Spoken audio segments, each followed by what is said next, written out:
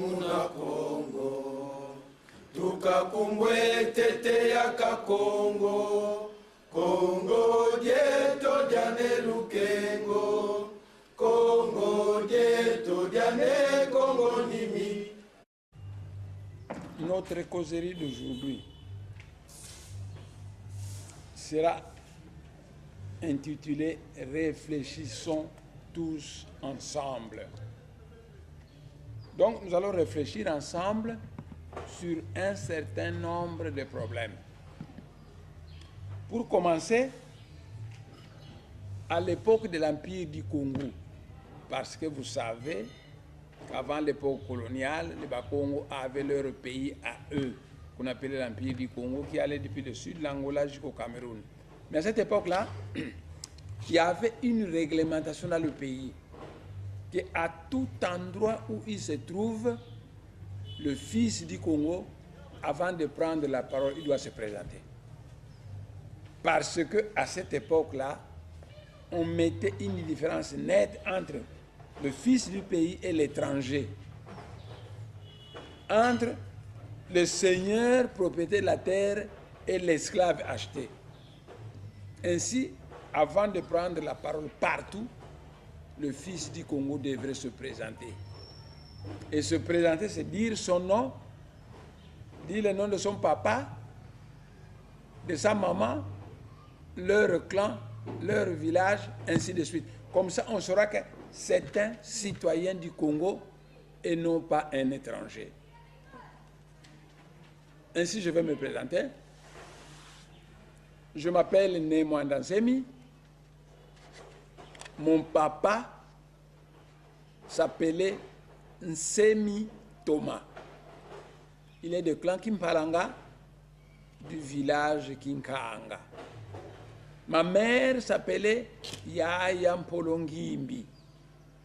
Elle est de clan Kinkumba, du village Tempe d'Ambongo, que les Belges ont appelé Zébélé. Donc, vous voyez bien que moi, Némoanda Nsemi, j'ai mes parents qui sont de purs Congolais, le papa, un pur Congolais, et la maman, une pure Congolaise. Je continue ma présentation en disant que durant toute ma jeunesse, j'ai étudié les mathématiques, la physique et la chimie. Et puis je suis allé à l'université Lovanium. Quand je suis arrivé en 3e année à la faculté des sciences, 3e année à la faculté des sciences, c'est l'année où Moutaka Savubu était mort. J'habitais le Homme 20. Pendant que j'étudiais dans ma chambre, le Saint-Esprit est descendu sur moi sous forme d'une flamme de feu. Depuis ce jour-là, je suis devenu un politicien teinté de spiritualité.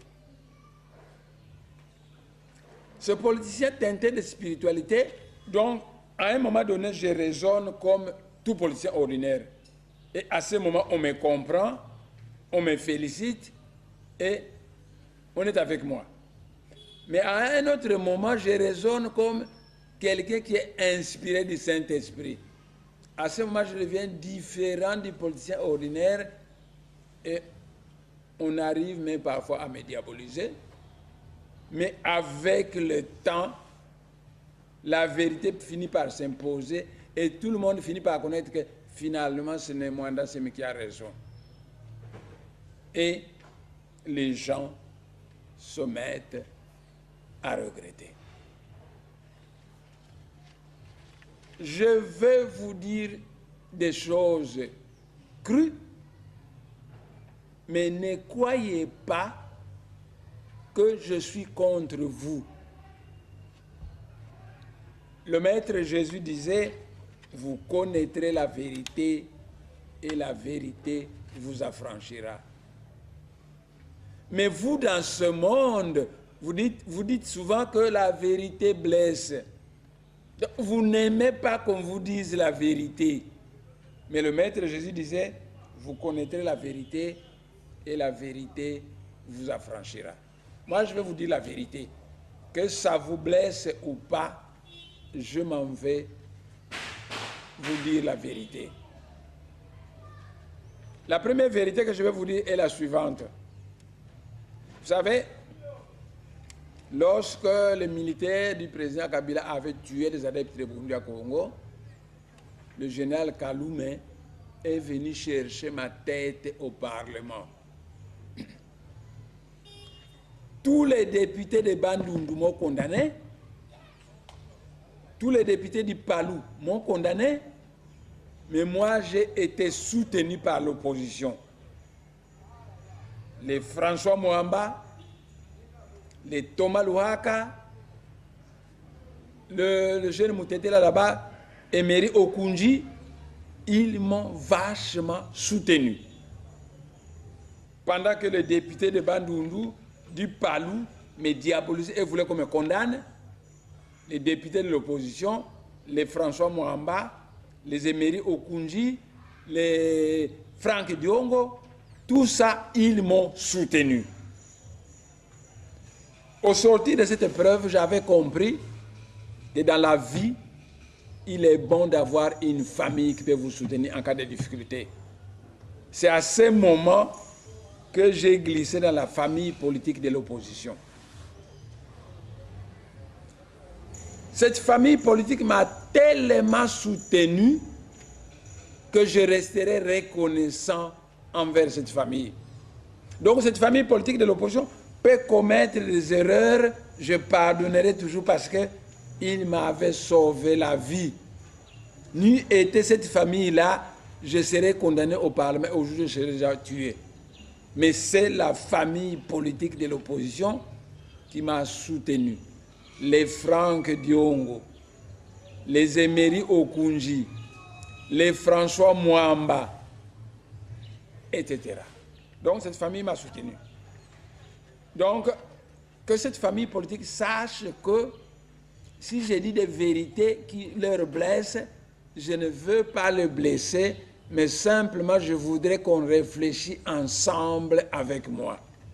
Parce que dans la sagesse Congo, nous disons que Kindo Kela Mumbwesa Diela, ce qui signifie que celui qui vous critique contribue à votre instruction. Parce qu'en vous critiquant, vous avez fait un travail, on critique ce travail et vous l'améliorez en fonction de ces critiques. Donc c'est un progrès. Donc dans la sagesse Congo, nous disons que Kindo Kela Mumbwesa Diela, que celui qui vous critique contribue à votre instruction. Ainsi, si je vois certaines erreurs de l'opposition, en les critiquant, ça ne veut pas dire que je suis contre cette classe, mais je voudrais que cette classe s'améliore. Depuis que le régime du président Kabila a tué les adeptes de Burundi, je suis devenu un opposant farouche. Toujours j'étais dans l'opposition. Et dans l'opposition, on me vénérait.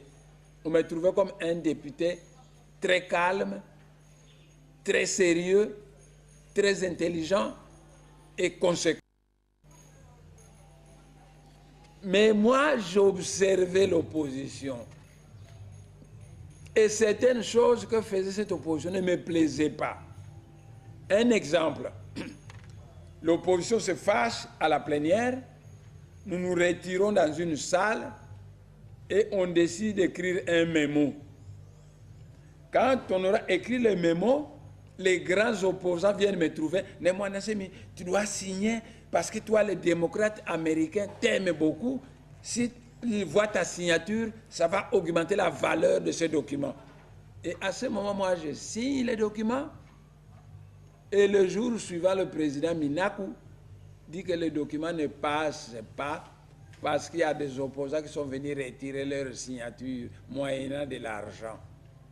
Donc, nous nous fâchons à la plénière, on se retire, on décide des choses, on signe, et la nuit, il y a des opposants, je ne vais pas les citer, ils se connaissent eux-mêmes, qui vont voir le président Minaku retirer leur signature moyennant de l'argent.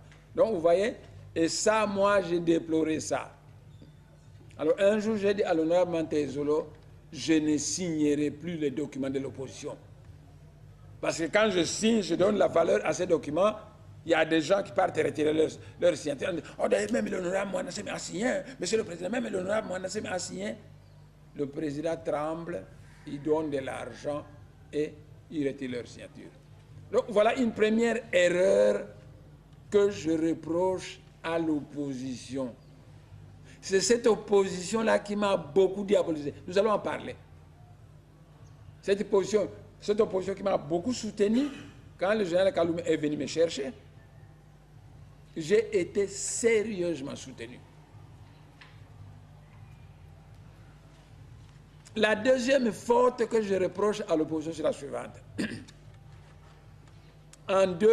Avant 2011, j'ai écrit un document que j'ai distribué intitulé « Les primaires de l'opposition ». Dans ce document, j'ai dit ceci aux opposants. L'opposition doit se réunir. Quand nous allons nous réunir, nous allons nous poser la question, qui est l'opposant numéro 1 de ce pays? Et qui est l'opposant numéro 2? Et puis numéro 3, ainsi de suite. L'opposant numéro 1 sera notre candidat unique aux élections présidentielles. Mais s'il passe, alors il va nommer Premier ministre l'opposant numéro 2. Et cet opposant numéro 2 va former un gouvernement où tous les autres opposants obtiendront des postes ministériels. Donc, j'ai demandé que l'opposition se réunisse, qu'on fasse les primaires de l'opposition. Mais Tshisekedi n'était pas d'accord. Et Kamere n'était pas d'accord de ça. J'ai dit à Kamere, allons voir Mbutakengo Adondo, qu'on accepte qu'il soit le président, toi tu seras le premier ministre, moi Nassemi le vice-premier ministre, nous formons le gouvernement, nous dirigeons, Kamere refuse. J'ai dit à Kamere, allons voir Tshisekedi, il est plus âgé que toi, qu'on lui laisse le poste de président, toi tu seras le premier ministre, moi le vice-premier ministre, nous allons former le gouvernement. Kamere refuse. Résultat final, en 2011, l'opposition est allée en ordre dispersé. Kengwa Dondo, candidat à la présidence, Kamere, candidat à la présidence, Tshisekedi, candidat à la présidence. Il y a eu trop de candidats à la présidence et l'opposition a perdu les élections. Aussitôt que l'opposition a perdu les élections, Vital Kamerhe est devenu l'ami de Félix Tshisekedi. Maintenant, il commence à l'alimenter. Moi, je me suis dit, mais je vous ai demandé qu'on aille voir Tshisekedi, qu'on harmonise la position avec lui. Il est plus âgé que moi et toi. Que lui soit le président, que toi, Vital Kamerhe, le premier ministre, et moi, le vice-premier ministre. Tu as refusé. Maintenant que l'opposition vient de perdre les élections, tu deviens l'ami de Félix Tshisekedi. Je n'ai pas trouvé ça sérieux.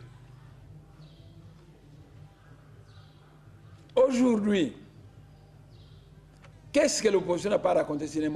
Mais je dis au peuple congolais que vous aurez tort de diaboliser Némoine Nassemi, parce que Némoine Nassemi, c'est l'homme le plus sérieux que vous avez dans ce pays. Parce que cet homme, c'est quelqu'un qui a fait les maths et physique, mais le Saint-Esprit agit souvent en lui.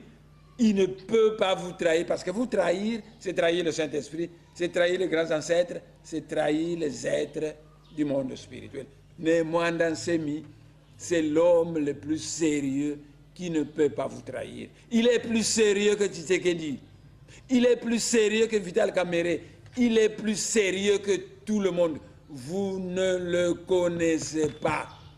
Ce n'est pas vous qui le craint, mais il craint le monde spirituel, ses chefs hiérarchiques. Parce qu'eux, ils ont le moyen de connaître toute la vérité. Ce n'est pas vous qui le craint, mais il craint le monde spirituel. Il craint le Saint-Esprit. Donc, vous voyez, j'ai prôné les primaires de l'opposition.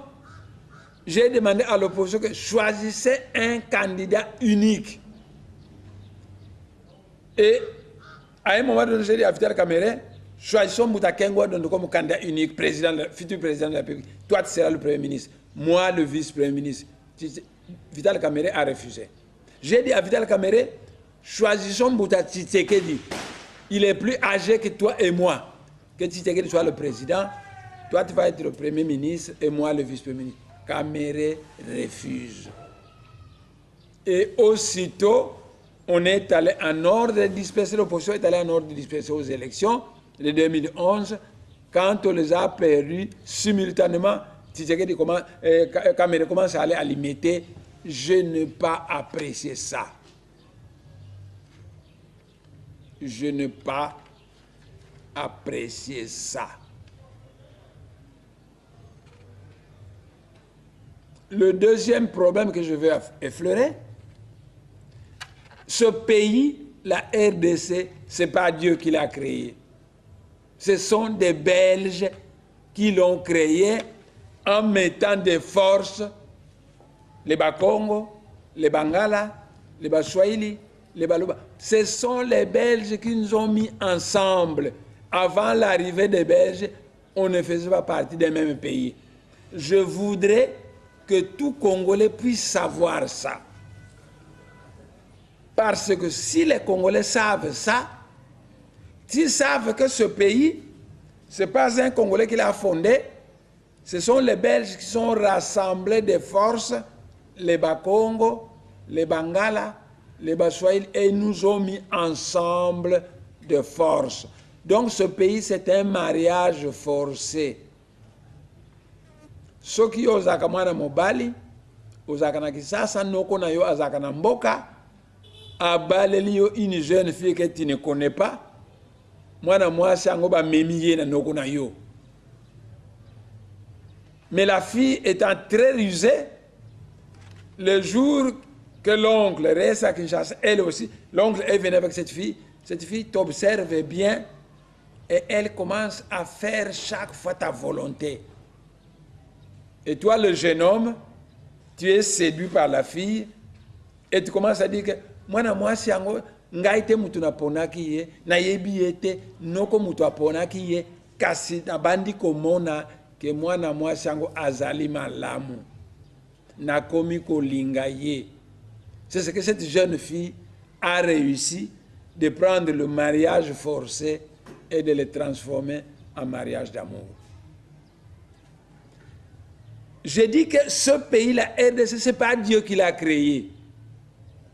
Avant l'arrivée des Belges, les Bakongo avaient leur pays, qu'on appelle l'Empire du Congo, que les Belges ont appelé par erreur Royaume du Congo.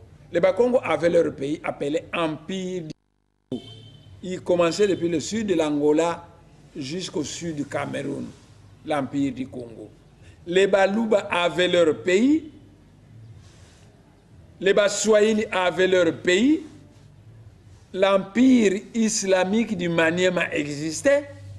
Non, les actuels Congolais n'étaient pas les citoyens d'un même pays. Ce sont les Belges qui nous ont forcés de nous mettre ensemble. C'est un mariage forcé. Or, un mariage forcé peut se stabiliser et durer ou écouffer et puis divorce Salami. Si nous savons que ce ne sont pas des politiciens congolais qui ont inventé ce pays, ce sont des Belges qui nous ont mis ensemble de force. Si nous savons que nous, les dirigeants politiques congolais et les chefs religieux, nous avons l'obligation de prendre ce mariage forcé et de le transformer en mariage d'amour, notre comportement va changer. Je n'ai jamais critiqué des gens. Parce que si je commence à critiquer les gens du monde spirituel vont dire qu'ils deviennent mondains. Mais les gens du monde spirituel m'ont donné la permission de corriger les gens quand ils commettent des fautes. Je n'ai jamais critiqué des gens.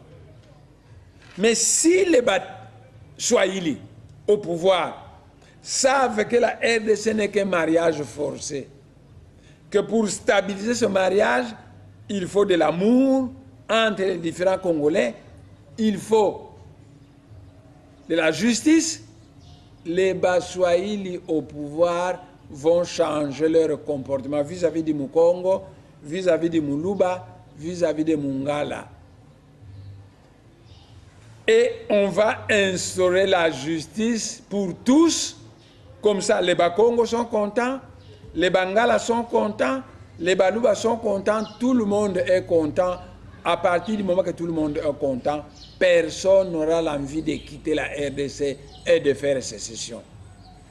Mais si tous les biens, c'est pour les Baswahili, tous les généraux, c'est pour les Baswahili, tout l'argent, c'est pour les Baswahili, et le travail, c'est pour eux, ceux qui sont lésés vont devenir mécontents et ils vont commencer à dire que ce qui va changer,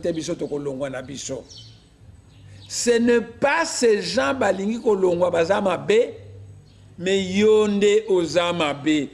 Ozali ko sala ba erreur, ba corriger yo, olingi ko corriger te.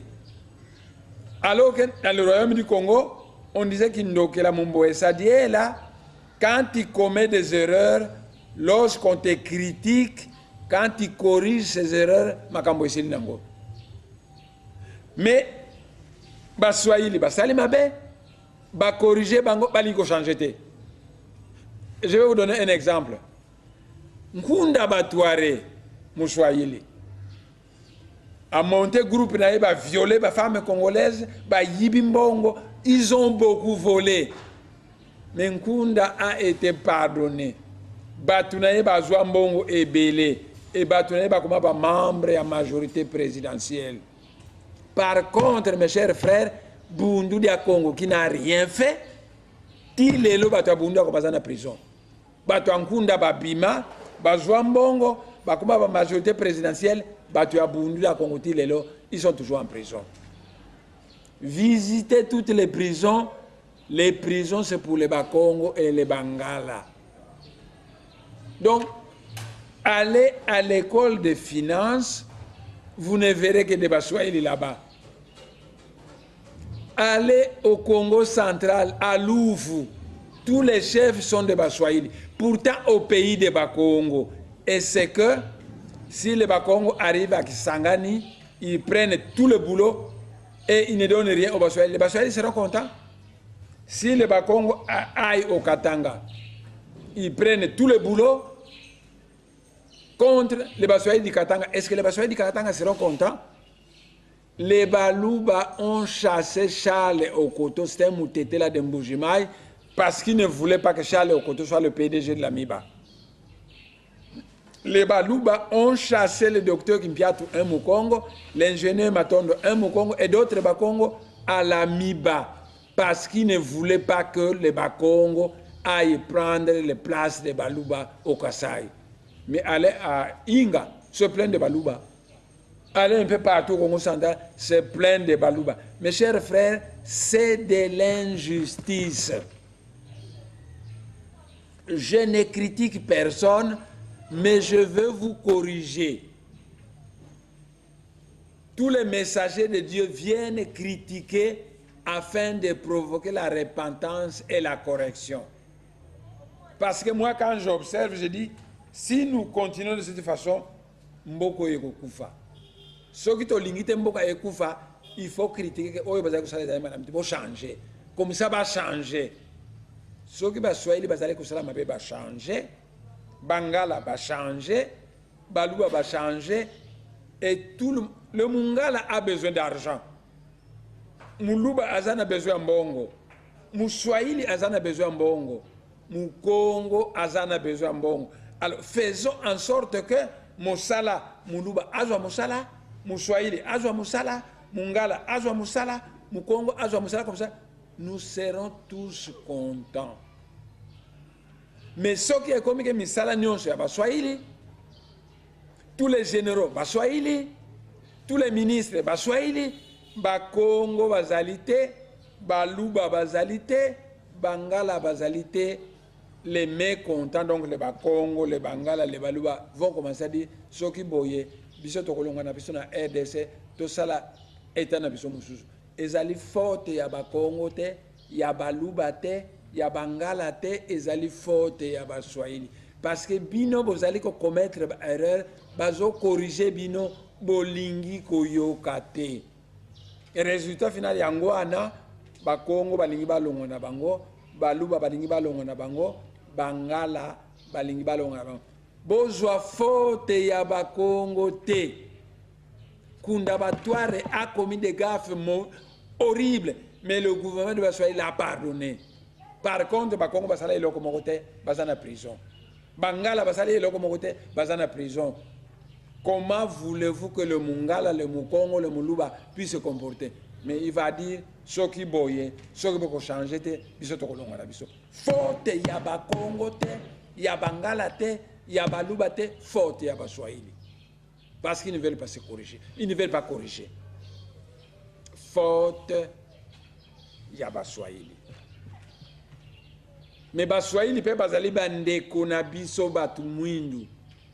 Omoni pona bango ezala kola yangai donc bazali bandeko na biso lukula bazali bandeko na biso soki ba commettre faute to commencer par les corriger soki ba corriger makambo esili nango mais à partir mo ki tozali koloba balingi te ça ne va pas. Je vais vous donner un autre exemple. Mes chers frères, il y a des pays du monde comme Dakar par exemple bakende ko zwa mai à 500 km on a pipeline tina Dakar. Il y a des pays arabes mai bakene ko à 800 km ba bendi yango tina telle ville mais bazana mai biso ba congolais. Kinshasa est construit à côté d'un fleuve à eau douce. Je suis chimiste de formation. Mai wana ebale. Il suffit de tirer eau de javel na kati to purifier ango et comme nango propre. Kinshasa est construit à bord d'un fleuve, mais bakinois bazangi mai. Mes chers frères, ko salama nazali ko finga Baswahili te, mais ko salama kamwanengo na ilingo lobake uzali zoba. Ville de Kinshasa construit à côté d'un fleuve, mai ezole kanango pamba pamba et bakinois bazangi mai. Parce que mbongo soki kote na registre zo Baswahili ba yibiango. Mbongo soki kote ba yibiango bale bantaba bakuriri basi ba melima sanga batindi bana na poto bazo construire bandako et les Kinois n'ont pas d'eau alors que la ville de Kinshasa c'est au bord d'un fleuve. Toko reprocher Baswahili au pouvoir, toko reprocher quand ils ne veulent pas changer, ils sont têtus, ils sont tous en minduki, bakosala nini, toko s'imposer. Alors nous on dit et dans ces conditions biso toko longwa na biso. Totika bino na RDC na bino, bo dirigeant onenge ya bino ba batu balingi ba rébellion éternelle na est, biso ba Congo rébellion ezalaka te. Alors biso toko longwa na biso, comme ça otika na mboka na bino, bo dirigeant onenge bolingi. Parce que biso na sagesse Congo on dit que Kindo Kela Mumbwesa Diela. Celui qui vous critique vous rend plus intelligent. Alors, mai yangoyo, bakinois bazangi mai, tozo pesa bino ba solution, vous ne faites rien. Biso ba Congo, tolingi kolongwa na biso, botika la bino na bino, bo dirige mboka na bino ndenge bolingi. Faute ya ba Congo te, faute ya ne mwanda nsemite, faute nde ya bino. Bazali ko corriger bino, bo yoka, bo changer, makambo esili nango. Biso non tozali batu mwindu, tofani na biso esika moko. On a besoin d'un grand ensemble, tofani na biso. Mais, to corriger bino, bolingo yoka te. Bolingi ki mokonzi, me mosala mokonzi, asala akaboye biango te. Et tant que tu as corrigé bino bolingo yokate ah biso tsana minduki biso ah lukula bino mozali ba rebelle éternel pendant 50 ans ba rébellion se uta kaka ipana bino biso tolingo longwa na biso parce que l'ONU reconnaît le droit des peuples à l'autodétermination parce que ONU alobaka boyeke soki mboka ezana bikolo ebele et que bazali ko yokana te soki tribu moko elingo se retirer donc pesa ye droit à se retirer na ye. C'est comme ça que l'ONU a permis à Kosovo de se retirer. Le Kosovo est devenu indépendant. C'est pourquoi que l'ONU a permis à Sud-Soudan de se retirer. Le Sud-Soudan est devenu indépendant. Yangoana na komaki na ONU ke ba Congo balingi ko se retirer. Mais bino baluba, bino bangala, bino baswahili, ngai nazali ndeko na binu. Na yebi ke mboka oya RDC, ba belge ba fabrikaki, c'est un mariage forcé, mais ce qui te dit, c'est un paradis. Donc, ce qui te dirige, je suis un chimiste formé de l'université, je ne suis pas un illettré, qu'on est parti ramasser à l'Est, par comme si mon konzi. Ngai nazali chimiste de formation universitaire. Je suis universitaire. Na yebi ke mboko oyo, c'est un paradis. Il y a beaucoup de richesses. Ce qui te dirige en bien, Muluba a se retrouver, Mukongo a se retrouver, Mungala a se retrouver, Moussoaïl a se retrouver. Nous serons tous contents. Ça va être le bonheur pour tous. Et personne parmi nous ne voudra se séparer parce que la chose nous profite tous. Mais ce qui moko yo, ezo bongisaka ba Swahili, bango basakana kana mbongo, ba musubali akazielo, a biso ba Congo, baluba, bangala tuzale kolia zielo, moko musu tokotomboka tolobi, biso tolongo na biso. Yo ONU ya ko sa référendum biso tolongo na biso. ONU akoya parce que ça salisi yango na Kosovo, a salisi yango na Sud Soudan.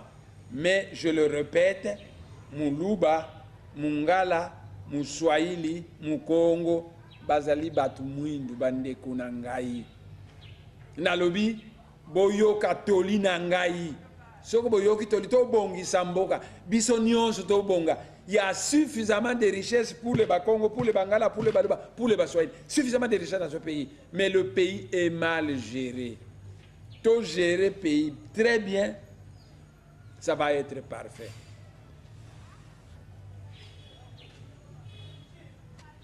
Maintenant, le point que nous allons traiter, Makamuna Koutanaki na président Kabila. Je vais aussi vous en parler parce que j'ai été trop diabolisé pour ça. La sagesse Congo en 5 nzonzi kadi angangulu ya kutu di Mosiko.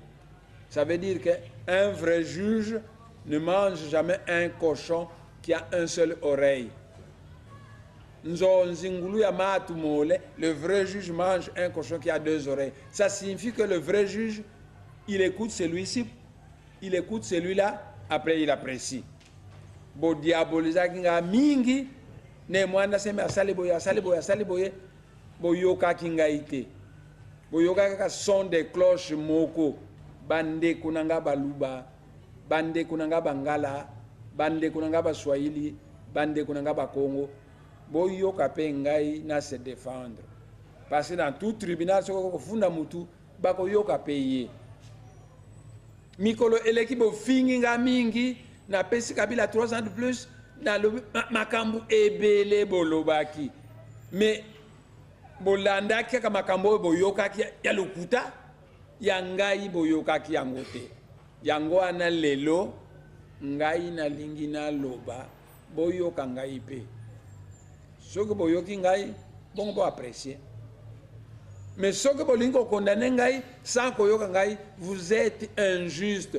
Le monde spirituel ne sera pas d'accord, le monde céleste ne sera pas d'accord. Vous êtes des injustes parce que vous condamnez quelqu'un que vous n'avez pas écouté.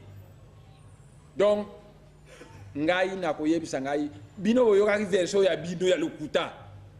Ngai mena na koyebisa bino version ya solo. Je mets ma main au ciel que je ne dirai que la vérité.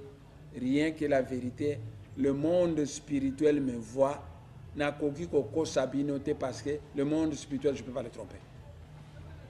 Je vais maintenant vous expliquer ce qui s'est passé. Bozaki na proportion na bino, bo diaboliser ngai, bo yoka ngai pe na se défendre. Comme ça, beaucoup apprécier à partir de 2 sons de cloche.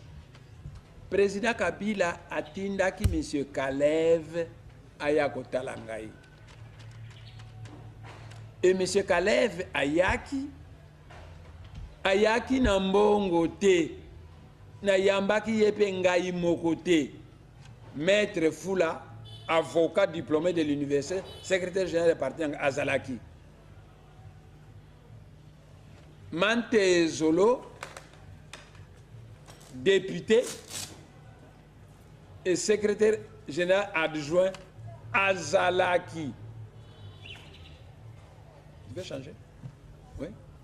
Tout ça qui est salle wana, maître Fula azalaki, Mante Zolo azalaki, Kalev azalaki, Kalev akomaki koloba. Kalev alobi, ne mwanda semi, vraiment le président Kabila veut vous voir.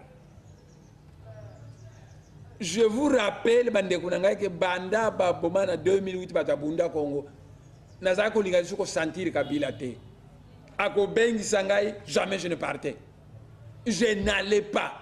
Qu'est-ce que Mvouemba n'a pas fait pour m'amener chez le président Kabila? Jamais. Je n'allais pas. Et Kalev Aye, Alobi Nangai, honorable Manda Semi, président Kabila, Azana Besonayo. A Bengi Saki Monseigneur Mosengo Ayaki, Abengisaki Marini Ayaki, Abengisaki chef de l'église Kimbangwisi Ayaki, Basololaki, Alingi Peko Solana yo. Kende, à maintes reprises, on t'appelle à la présidence, au Kendakate, na Sengio pardon, Kende Mbaloyo. C'est Kalev qui a dit ça. Tant que Kalev a Silisi, na lebi na yeboy. Monsieur Kalev, la sagesse Congo enseigne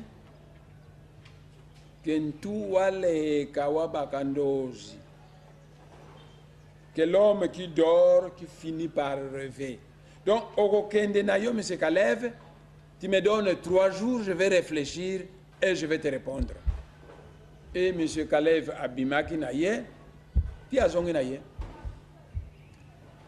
Na komi na butu na chambre à coucher na ngai, boyebi que depuis 69, le Saint-Esprit est descendu sur moi sous forme d'une flamme de feu. Homme 20.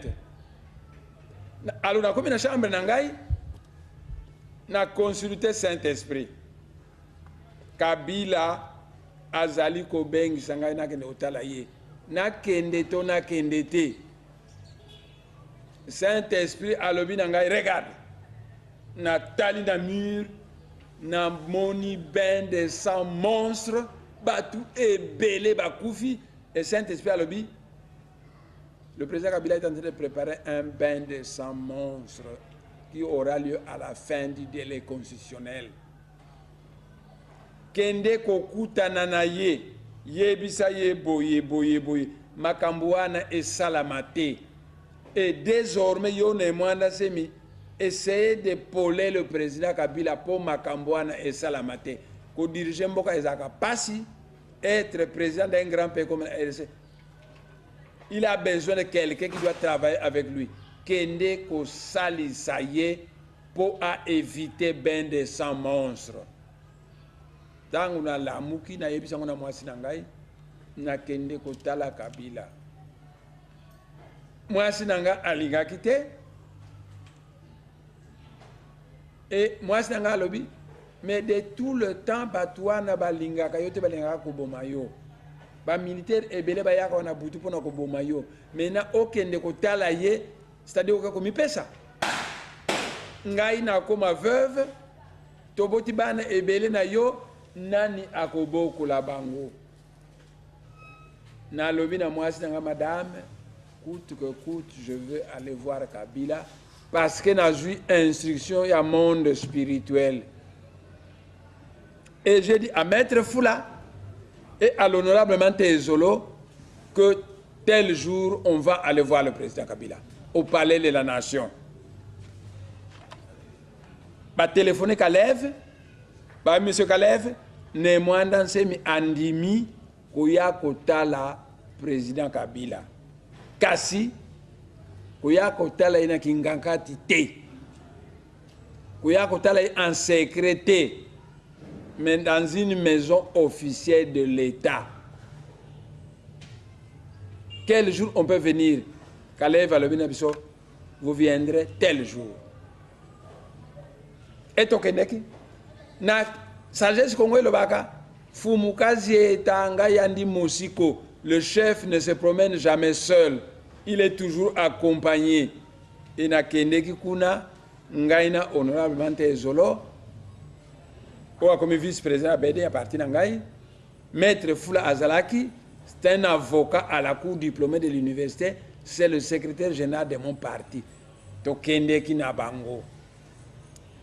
To komi na palais de la nation, to mati na étage, salle moko munene ezalaki kuna, ngai na fandi boye, à côté ngai honorable Mante Ezolo, plus loin maître Fula. Et en face yangai président Kabila, à sa gauche 20 conseillers à la présidence. Donc na kende ki secrètement te kota la président Kabila, na kende ki na honorable Mante Ezolo na maître Fula. Et président Kabila pe na kuta ke ye mokote azalaki wana avec 20 conseillers à la présidence.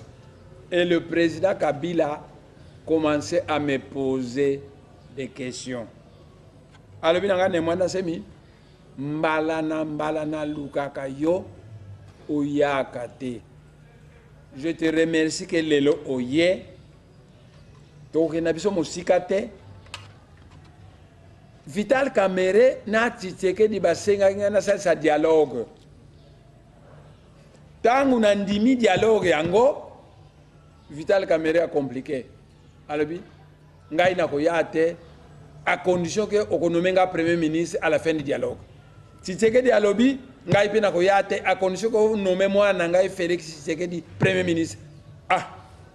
Président Kabila alobi, ah, na moni ke makambo c'est compliqué. Bato ba senga makambo na ndimi yango, ba ko poser la condition. Oyo premier ministre, oyo premier ministre. Qu'est-ce que je vais faire? Je vais consulter les sages de la République. C'est comme ça qu'on a consulté que Monseigneur Mosengo, on a consulté Monseigneur Marini, on a consulté le chef de l'église Kimbanguiste, on a consulté le chef des musulmans, et maintenant, on a Bengisa qui en tant que chef ya Bundu de Congo. Ya Congo pas que c'était chef ya Bundu de Congo, on a consulté Yoli Susu. Et ngai na zaika koningisa mutu. Alors, président Kabila a lobi boy. Mbula ekoya, c'est la fin du délai constitutionnel. En principe, il faut tout ça là-bas élection. Conseil ni no koko pesa pour la élection, on est ça là bien. Voilà la première question président Kabila tuna kingai. Conseil nini okoko pesa pour élection et salama bien. Ngana lubina président Kabila. Monsieur le président, dans tous les pays du monde, bapaya, bavota kate. Moi, je peux aller en Allemagne. Quand les Allemands vont voter, moi, je ne vais pas voter parce que je ne suis pas allemand. Je peux aller en France. Quand les Français vont voter, moi, je ne vais pas voter parce que je ne suis pas français. Dans le président Kabila, dans tous les pays du monde, bapaya, bavota kate. Kaka ba nationaux, bavotaka. Donc, il est très important tout ça, la identification de la population. Potoye ba banani bazali ba congolais et banani bazali ba congolais te. Il faut tout ça la identification de la population. Tant que tokoye ba banani bazali ba congolais, maintenant il faut toye ba congolais yango bazali combien? Il faut tout ça le recensement de la population. Surtout ça l'identification de la population. Qui sont congolais, qui ne sont pas des congolais. Tout ça le recensement. Bah congolais on va aller combien? Tout ça là maintenant fichier électoral crédible. Ce qui est sili à l'autre Congo qui n'a pas élection et kozala kitoko. Mais président, yeba li kamboyo. Surtout ça les deux cartes géographiques. Moko ya Kinshasa, moko ya RDC. Carte ya Mibale, ya Poto Mobimba. To superposer yango.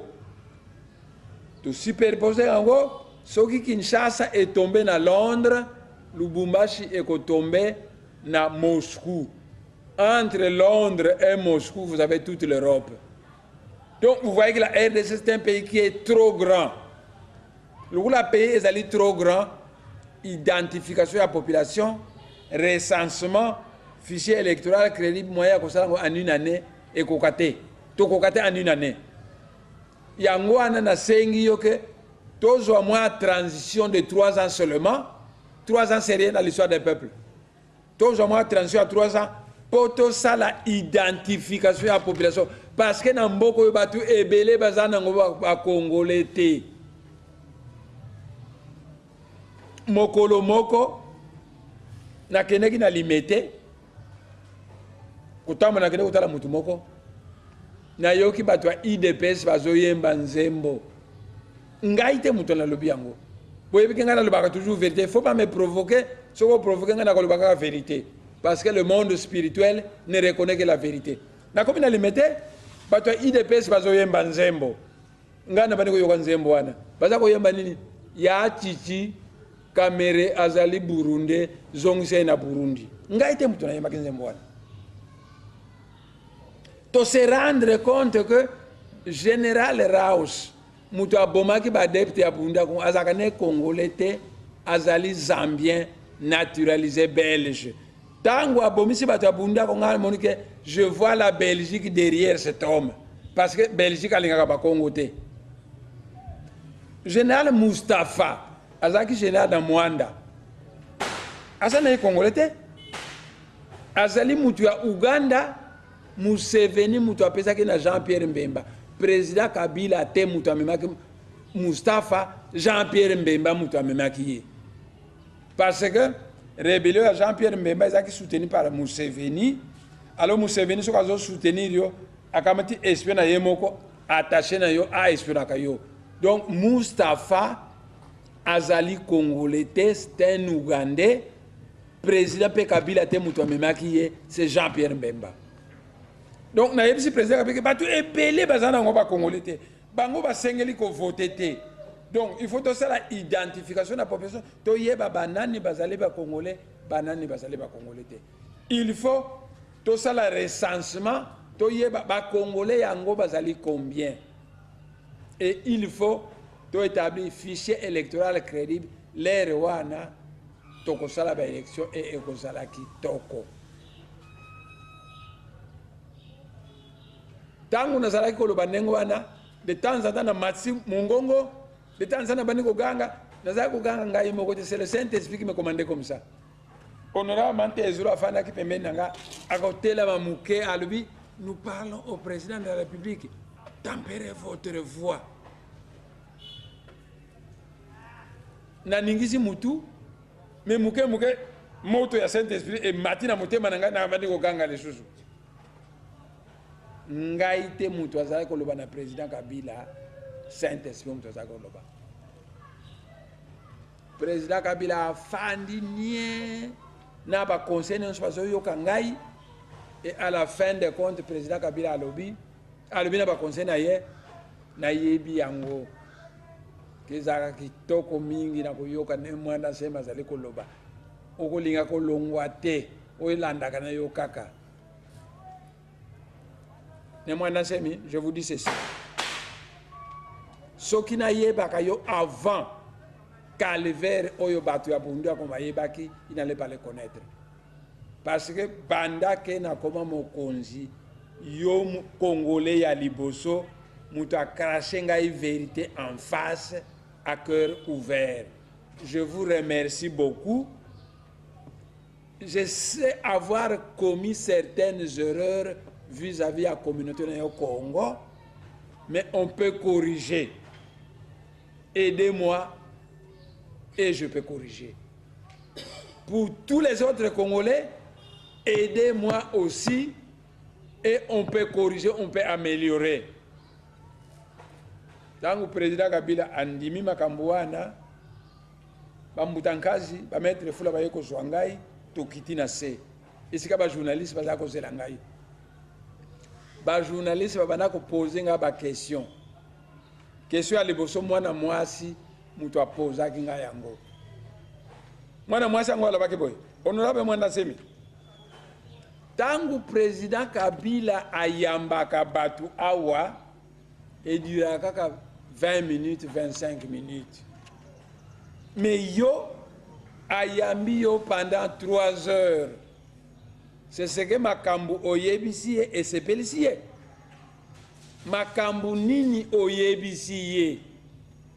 Et ce que baninga na yo ya opposition bakolinga yango. Voilà la première question. Ah maman, opposition wana yo oyebi yango te. Puisque nga naza mutu ya opposition, uti na opposition. Opposition wana mama, mbala mingi to bimaka na parlement, toke na salle moko, to confectionner document moko to signer yango, et après na suka na butu, ba opposant mususu ba ko retirer signature ba zwi mbongo. Voilà l'opposition que vous allez glorifier maman. Opposition wana nga na yebi yango. Maintenant quand on a une question moko maman. Il n'y a pas longtemps, Bossali gouvernement de large union nationale, 48 ministres, Bandundu 8 ministres, Maniema 8 ministres, et le Bandundu et Maniema ne produisent rien à l'économie nationale. Le Bas-Congo qui produit tout l'argent est marginalisé. Maman, est-ce que Oyebi opposant Moko a tellement qu'à Lobaki pour défendre le Bas-Congo qui était ignoré dans le gouvernement? Opposant mon côté. Et moi, je m'en fous de cette opposition qui ne veut pas défendre les thèses du peuple congolais. Je suis le leader du peuple congolais et l'opposition qui ne défend pas le peuple congolais n'a rien à m'apprendre. Je m'en fous de cette opposition. Tant que maman na matisi mongongo à l'embisi yaye. J'ai compris que c'est une bonne femme parce que moi c'est aki yamalamu bien éduqué. Ce que mon bali a matisi mongongo il faut amikitisa. Moi si wana amikitisi. J'ai apprécié ça. Et une autre femme m'a posé la question. Honorable Mandasemi. Est-ce que vous n'avez pas peur du glissement? Ngana répondrait, maman, glissement, glissement. Mais c'est un mot. Mais n'ayez pas peur de mots.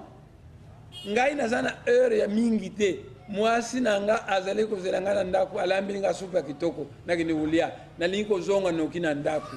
Mais soki nazaki na heure mingi nalingaki na définir yo glissement na sens ya bien. Mais maman, yeba li kamboyo, simba li kamboyo. Le Sénat a déjà glissé. Parce que en 2011, tu votais comme député, na président de la République, mais les sénateurs tu votais comme côté. Les anciens sénateurs sont toujours en fonction. Donc le Sénat a déjà glissé. Les anciens députés provinciaux ont déjà glissé, puisque tu votais comme côté en fonction. Les anciens gouverneurs ont déjà glissé. Donc maman, le glissement est en marche. Il n'y a que les députés et le président de la République qui n'ont pas encore glissé. C'est pourquoi j'ai dit ceci que tout ça, la transition il y a 3 ans pour tout bon ça va élection à Bissau. Transition il y a 3 ans, il suffit et sera dirigée par un président de la majorité. Ngaïte mutunaponiye parce que na 2011 bo votaki mutu moko abimaki président. Alors na lobi boye mutu wana abimaki président azala président mais au lieu azala ye moko mena bozwa vice-président du centre ou de l'opposition bozwi premier ministre et la société civile comme ça et la majorité présidentielle et l'opposition et le centre et la société civile nous glissons tous ensemble. Donc, les journalistes ont continué à me poser des questions. Nalobi maman, nani ko yebi sore kamoko. Oyebi? Oyebi? Osombi camion. Obandi ko exploiter yango. Mais camions ça ne te donne pas un bon rendement. Mais la compréhension est à ma baie, on suppose qu'il faut un chauffeur. Allez, on changer un premier chauffeur qui mbambala un deuxième, un troisième, ça ne change pas. Tu continueras à avoir des problèmes, tu vas s'attaquer à Kimbambala wana. Kasavubu azalaki président bolongoliye botie Mobutu bolongoliye botie Idrissa Kabila bolongoli bokomina Kabila bozo bonga kakate Kimbambala faute ya Kimbambala ya chauffeur te Kasavubu azana ye chauffeur Mobutu azalaki na chauffeur, Laurent Kabila chauffeur, président Kabila sous chauffeur, mais faute ezali ya Kimbambala. Boyebi que RDC ezali mariage forcé. Ba Belge ba força ki bino et bozala esika moko. C'est un mariage forcé. Notre devoir à nous Congolais, mu Congo azana besoin mbongo, mu Swahili besoin mbongo, mu Luba besoin mbongo, mu Ngala besoin mbongo, poto bonga biso nyonso, il faut tia politique et justice pour tous. Comme ça, le Congo sera content, mu Swahili sera content, mu Ngala sera content, mu Luba sera content, mu Ngala sera content, personne n'aura l'envie de quitter parce que la chose nous profite tous. C'est pourquoi biso ba Congo, tangu to dirigeaki mboko yo biso ba Congo, tangu Kasavubu azaki président, akena mission, azu frais de mission, aller amener esika kendeki, azongi mbongo ezongi, azongi siango na kesi ya état, tangu biso ba Congo to dirigeaki. Mais ba Congo balabi Kasavubu c'est un bon gestionnaire. Omoni, c'est un bon gestionnaire. Akena voyage, mbongo etikali azongi siango. C'est un bon gestionnaire parce que le peuple Congo, c'est un peuple travailleur, bon gestionnaire et doté de valeurs morales et spirituelles. Mbuta Kasavubu, bon gestionnaire. Mbuta Kasavubu a nommé Iléo Mongo Premier ministre. Après, Mbuta Kasavubu a nommé Adoula Mungala Premier ministre. Après, Mbuta Kasavubu a nommé Tchombe Lunda ya Katanga Premier ministre. Après, Mbuta Kasavubu a nommé Sendwe Mulubakate Premier ministre. Après, Mbuta Kasavubu a nommé Nendaka patron ya service de sécurité Moussouaili ya Kisangani. Pour mona bakongo na ba dirijaki, pour mona Mbuta Kasavubu azo pesa ki mokonzi na toutes les tribus.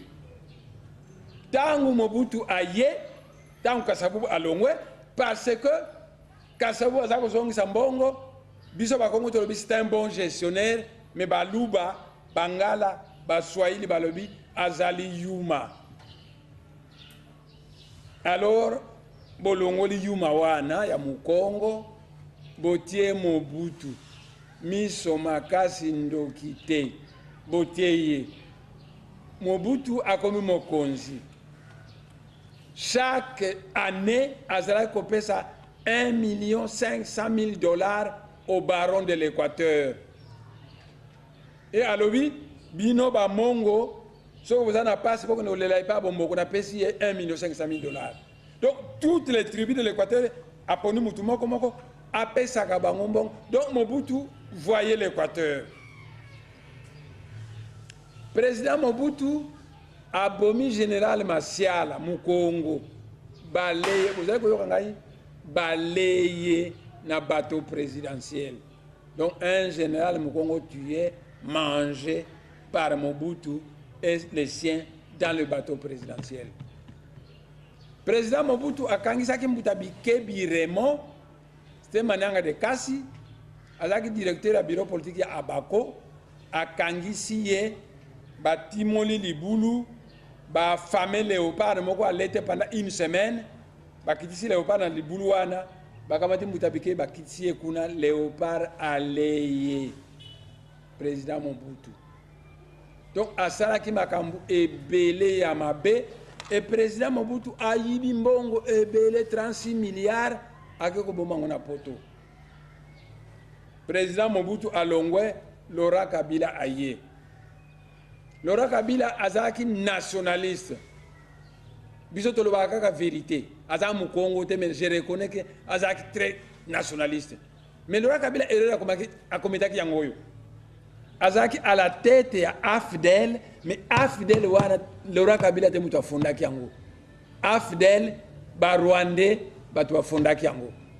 Et tous les militaires de l'AFDEL c'était les militaires rwandais équipés sur fond de Rwandais.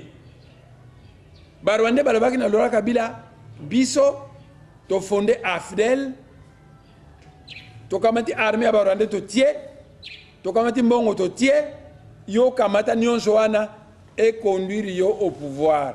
Mais ce qu'on a le pouvoir, au copé Sabiso, 300 km à Mabele, il y a Kivu. Donc, on a Mabele, on a Rwanda.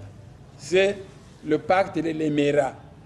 Et Laurent Kabila Andimi, Laurent Kabila Andimi pacte à l'Emera.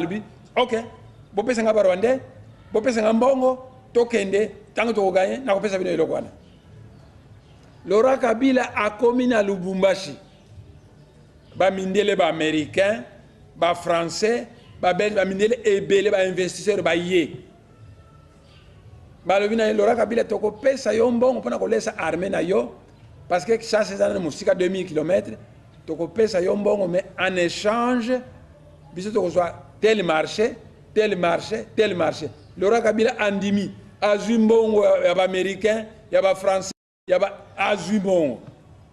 Donc azui mbongo ya ba rwandais azuba soda ba Rwandais bayeti na Kinshasa. Tangu akomi na Kinshasa, Laurent Kabila alobi na ba Rwandais jamais ngai na koko pesa bino mabele ya Kivu te. Donc andimaki makambu a changé. Ba Rwandais balobi biso to pesi yo ba militaire rwandais mususu na bango bakufi. Biso to pesi yo mbongo pona kolesa ba militaire wana biso mena olingi te tokotala ba mindele balobi mi yo tango ozaki na Lubumbashi ozaki mbongo na biso onemaki okosala makambo olingi mena te tokotala e combinaison ya ba Rwandais na ba mindele wana babomi Laurent Kabila yango wana Laurent Kabila akufaki tango akufi batie président Kabila. L'actuel président Kabila Aye, Azali jeune, donc à quoi commettre des erreurs, ce sont des erreurs de la jeunesse. Un sage qui l'observe trouve qu'il lui manque un bon conseiller qu'il peut écouter, mais il peut alors s'améliorer. Mais le président Kabila Aye n'a gouvernement yaba Swahili. Alors le gouvernement yaba Swahili, qui s'assa au bord d'un fleuve, Bakino Bazana Maïté. Baswahili, Botamboula qui s'assa mobimba de buvette Baswahili, Masanga Baswahili, Bantaba Baswahili, Bokena Lufu, c'est le Bakongo. Bango na Bango, Bakongo Bazate. Na OCC Boma. Et pas Bakongo. Bangangé 83 personnes. 82 2 Bakongo, 83 Baswahili. Donc, dans OCC Boma, on engage des gens, 83 travailleurs, eh bien, 81 Baswahili, 2 Bakongo. Le monde spirituel trouve que c'est l'injustice. Le monde céleste trouve que c'est injustice. Et les sages du monde entier trouvent que cette façon de faire ne va pas cimenter l'unité nationale. Et beaucoup ont transformé le mariage forcé en mariage d'amour.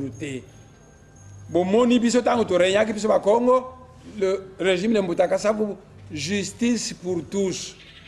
A nommé Moulouba, a nommé Mungala, a nommé Mouswahili, justice pour tous. Bomoni Bangala tango bareyaki na Mobutu, Ngwanda s'appelait Terminator. Ça signifie que ceux qui ont commis na bureau en Ngwanda, ta vie est terminée parce que c'était un grand assassin. Bomoni biso ba Kongo tango toreyaki, justice pour tous. Bomoni Mobutu tango rien, les injustices, les assassinats. Bomoni Laurent Kabila tango rien.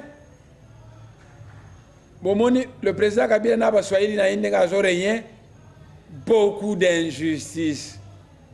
Mais bah injustice, croyez-moi, le ciel me voit, ne peuvent pas renforcer l'unité nationale de ce pays.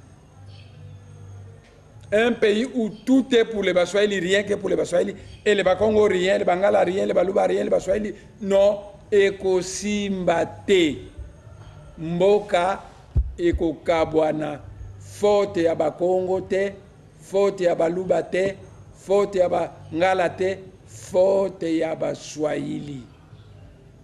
Parce que bayebi te que bakongo bazana besoin mbongo, baluba bazana besoin mbongo, bangala bazana besoin mbongo, baswahili bazana besoin mbongo. Donc il faut de la justice. Mungala azwa, muswahili azwa, muluba azwa, mukongo azwa, mais bango bokende kutana na lufu, bango na mabele ya bakongo, bango na bango. La sagesse Congo enseigne que Kindokela, Mumboesa Diela, celui qui vous critique contribue à votre instruction. Yangoa nana sengi na bandeko nangai, bazali bandeko nangai, puis bazali batumundu lukula ngai, na sengi na bandeko nangai baswahili. Bazana pouvoir. Na moi transition il y a 3 ans, tout changé. Tout changé pour Mukongo ACP là, Muluba ACP là, Mungala ACP là, Muswahili ACP là. Ce qui tout changé ndengoana, biso nyonso toko CP là, et boye bayango ke mboka na biso e kokabona lisusu te. Mais ce qui tout changé te, biso bakongo to sito baye. Biso toko longwa na biso botika la bino na bino bo dirige mboka na bino ndenge bolingi soki toko changer te fort possible que bakatange pe bakolongwa na bango to baluba bakolongwa to bangala bakolongwa botika la bino na bino po to longwa te po to kabwana te to changer mukongo pe ACP la muluba pe ACP la mungala pe ACP la muswahili kaka te. Tous les généraux ne sont que des Baswahili, mais basala pe école militaire te. Basaleka batumoko baramasaki, babambi bango bagrade, des bons travailleurs ba Congo ne sont jamais nommés. Donc, toko kende na dialogue, toko yokana, toko sala transition à 3 ans, to changer. Comme ça, Mukongo, Mungala, Muluba, Muswahili, amona que to changer. Te komi kolingana to zabandeko parce que pour le moment baswahili prennent les bakongo pour leurs esclaves bazo nioko la bakongo na bakongo d'une façon terrible. Il n'y a pas longtemps j'étais en visite, j'ai causé avec des notables baswahili bazali ko nioko la bakongo makasi nyonso, mais indépendance ya mboko yo bangala te baluba te batete la te lumumba te muto asenga kengo kasavubu elabako mutu asengaki indépendance. Tango basengaki yango, moi j'avais 12 ans et j'étais ici à Kinshasa. Tango bakongo basengi indépendance, ba belge, ba poussé, baluba, bangala, baswahili, ba se lever contre bakongo, ba pesa mbongo. Alors bangala babana panzana kina Kisasa na makonga bazuluka bakongo. Bazo yemba nzembo mobali atembe boli kango iye abolo kaka bangala bazo tambula kasabu wapiye bangala babakisi balobi bakongo kozoyoka balobi bakongo bayebi atako sala tongate kasi basengi indépendance na mondele bangala balobaki teke batetela Lumumba zaki mutetela ke batetela bayebi atako sala tongate kasi basengi non bangala balobaki bakongo bayebi atako sala tongate kasi basengi indépendance na mundele indépendance bakongo batu basenga kiango tout ce qu'on raconte à votre radio ezalo kuta indépendance bakongo batu basenga kiango et yango ana bakasongo et c'était bangala c'était baluba lucide étaient des députés au Parlement, ils ont préféré voter Kassavou pour président de la République que Bolikango, Mungala. Parce que les Belges vont foutre un bon rebelle pour les députés va voter Mungala, Bolikango, président de la République. Lumumba, premier ministre, Mungala, président de la République. Comme ça, les Belges voulaient punir les Bakongos qui ont demandé l'indépendance. Mais quand Songo, Mouswahili, a commis un Parlement, a levé la Bandingona, la Bandingona, Boyebi, qui a moyen d'indépendance, les Bakongo. Président na bango Kasavubu Lumumba sali kasi aleki Kasavubu te Lumumba comme premier ministre bongo Kasavubu abima 0 to pesa ki président na Bolikango te bandinga na ngai to voter Kassavou pour président de la République. Il y a un voté Kassavou pour président de la République. Bah, Congo a 12 députés. Sur 400 députés, il y a parlement. Kassavou abîmé avec 12 députés. Bah, Swahili, Bangala, Baluba, bah, voter qui est. Yango anata Kassavou comme président. Ayebaki que Bangala, Baluba, Baswahili, Batunon soit voté. Yango a comme justice pour tous. À nous-mêmes, Premier ministre ya Mongala, ya Mongo, ya Lunda, ya Katanga. C'était la justice pour tous. Voilà bande konangai. Bo diabolizaki ngai. Oh, ne mwanda seme apesi manda musuna président Kabila. Oh, ne mwanda seme apesi mbongo.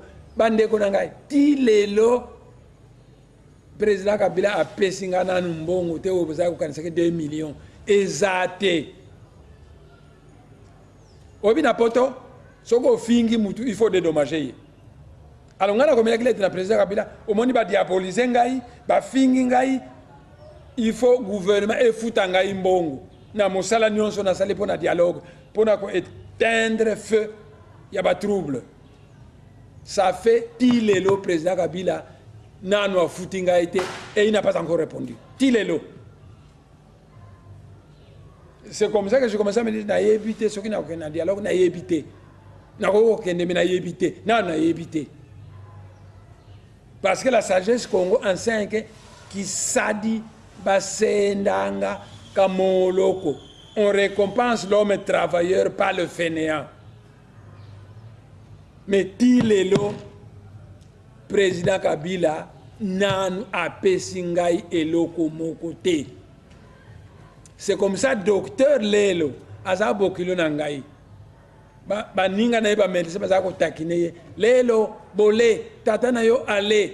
Docteur Lelo très ironique alobi nanu to lete kasi to kolia. Alobaki na mongo ngona. Le monde spirituel m'entend. Na senga ki salaire à mon salaire na salaire boyebi yango et pas président Kabila ti Lelo na futi yango te. Le monde spirituel me voit. Je soulève ma main. Vous voyez, ce symbole pour les grands initiés. Quand un grand initié soulève sa main qui dit le ciel me voit, c'est très grand. Président Kabila na senga ki abafutangai tile non abafutangate. Bafutangai parce qu'on m'a diabolisé, bafutangai parce que j'ai soutenu le dialogue, ba congolais bo sangana, bo solo la bo yokana, ben de sang ezalate, futangai tile non abafutangai te. Ti lelo nanu ba futingai. Alors mokolo musuna ndako na ngai Saint-Esprit na consulté Saint-Esprit. Pourquoi le président Kabila ne fait pas me payer? Boyebi Saint-Esprit kitaka na ngai na homme 20 en 69. Saint-Esprit ayebi singai habitala. Natal na mur. Chiffre président Kabila a apesi na Tshisekedi ebimi. Saint-Esprit à tout moment que Tshisekedi tombe malade, c'est le président Kabila qui paye sa facture. C'est pourquoi, dans la total autant. Saint-Esprit a le binangai, qui zenga, va payer 5 millions de dollars, puis va bakisi, tala et bimina mur. Monseigneur, mon sengo, peut va payer des jambongo, montango et bimi. Et Saint-Esprit a le dit, alors nous ne voyons pas pourquoi on ne doit pas te payer. Parce que dans le monde spirituel, nous disons que l'ouvrier est digne de son salaire. Voilà, bande konangai. Bo diabolisaki ngai sans m'écouter. Donc, vous avez un tribunal. Parce que dans chaque tribunal, on écoute l'accusateur et on écoute aussi l'accusé. Nazolo bino bande konangai ke ko diaboliser ya pamba bozo diaboliser ngai. Et bo kanisa te ke ba opposa wana. Mais qui a fait passer le président Kabila au pouvoir? C'est Vital Kamerhe. A combien opposant? Francis Kalombo dit souvent que Kamera est opposant. José Makila, opposant. Kasi bango bato bakende kolongola basiantire te. Bon, na kolobate, mais baninga nangai baluba, Bangala, Bakongo, Bakongo peut finir ngai. Ah, yo zimbongo ya Kabila, Bakongo peut pas finir ngai. Donc ezala Bakongo, ezala Baluba, ezala Baswahili bandeko na ngai, bota la poso na ngai. Nazale mwindu lokola bino boza bandeko na ngai. Ngai ndeko na bino ti lelo président Kabila na pesa mbongo te. Rien. Boye bina zaka na fera parler. Mokola ko pesa mbongo. Bokoye bango. Mokolo batu nanga baza na prison bakobima bokoye bango na komango na Congo diate. Mokolo bundura Congo ezali mouvement religieux. Il est dit qu'un mouvement religieux on l'interdit seulement pour 6 mois. Banda bakangisa bunda quand ça fait 7 ans pas fongola en hauteur. C'est une infraction. Mokolo bako fongola bundura Congo. Bokoye bango puis na komango na Congo diate. Donc mes chers frères Bangala, Baluba, Baswahili, Bakongo, ayez confiance en moi. Vous m'entendez? Je ne vous décevrai pas. Nazali na mission Nzambe apesa ngai pona bino Bakongo, Bangala, Baluba, Baswahili.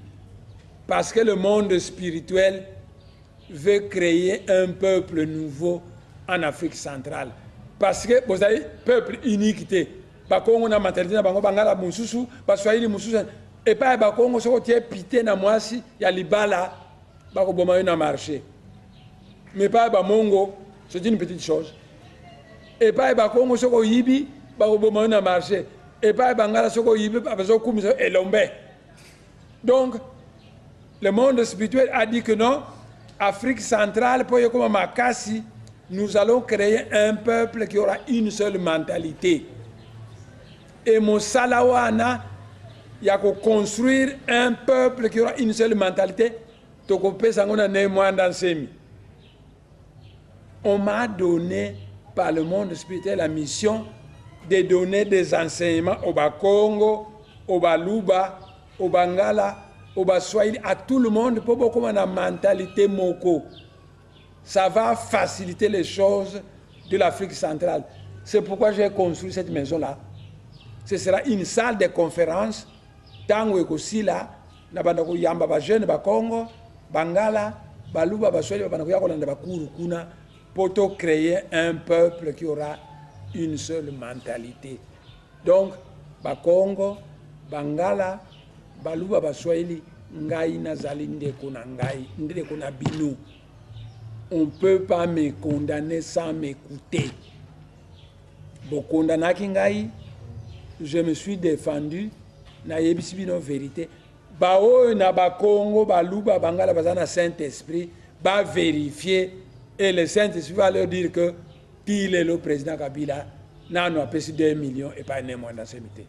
Voilà ma solo nabiso et Sili, je vous remercie, donc j'ai terminé. OK.